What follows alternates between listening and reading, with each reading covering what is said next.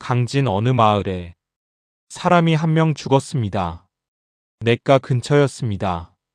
남자였고 나이는 40 남짓이었습니다. 수령이 현장에 나왔습니다. 아전이 옆에서 말했습니다. 날이 이자가 술에 취해 스스로 물에 빠진 것입니다.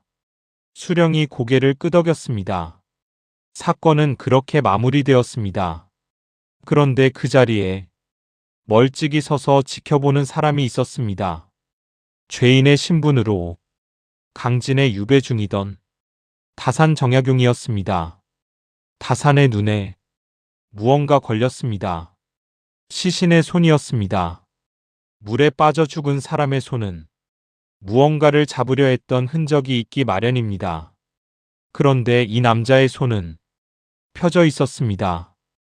이미 죽은 뒤에 물에 던져진 사람의 손처럼 다산은 입술을 깨물었습니다.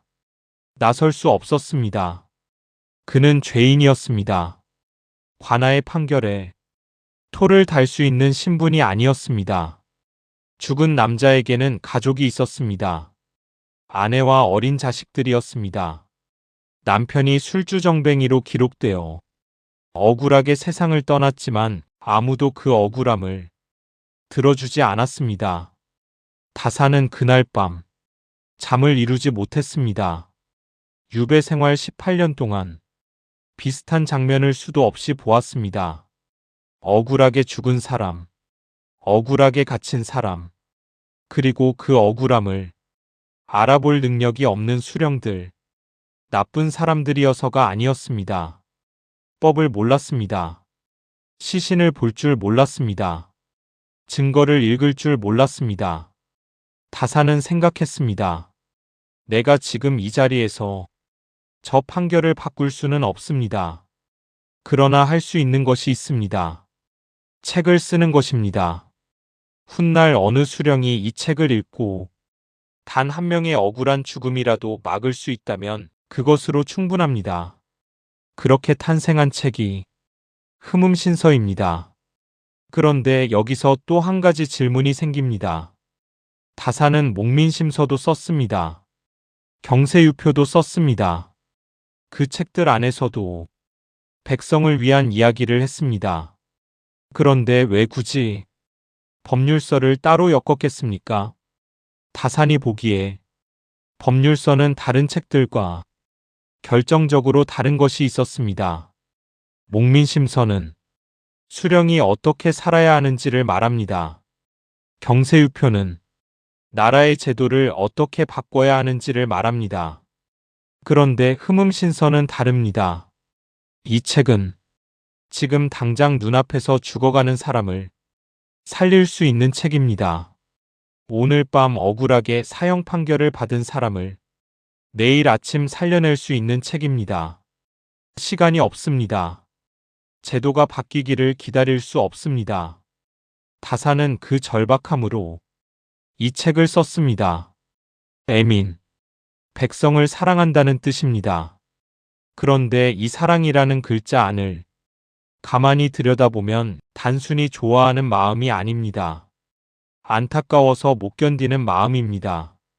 눈앞에서 억울한 일이 벌어지는데 아무것도 할 수 없을 때 그래도 무언가를 하려고 하는 마음.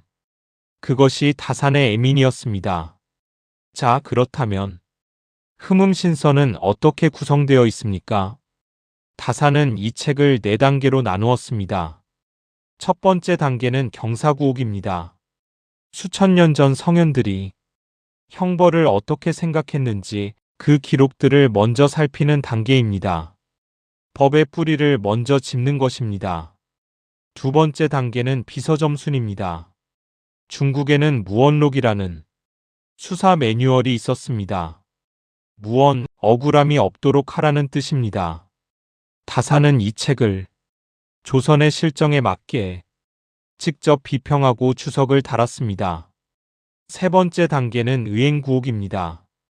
정조 시대에 해결되지 못한 난제들을 다산이 직접 다시 판결해보는 단계입니다. 네 번째 단계는 상형추이입니다. 다산이 직접 목격하거나 조사한 조선의 실제 살인 사건들입니다. 가장 생생하고 세밀한 기록들입니다. 이 네 단계가 하나의 거대한 법률서를 이룹니다.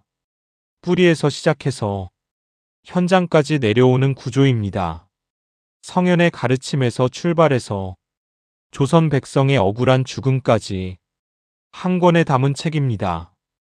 다산이 이 책을 완성한 것은 유배가 끝나기 몇 해 전이었습니다. 그는 이 책을 품에 안고 18년 만에 고향으로 돌아갔습니다. 그 책이 조선의 수령들 손에 전해지기를 간절히 바라면서 다음 시간에는 그 첫 번째 단계 경사구옥으로 들어갑니다.